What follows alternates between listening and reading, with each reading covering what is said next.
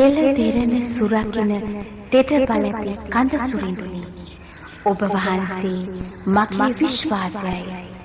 ඔබ වහන්සේ මගේ ශක්තියයි.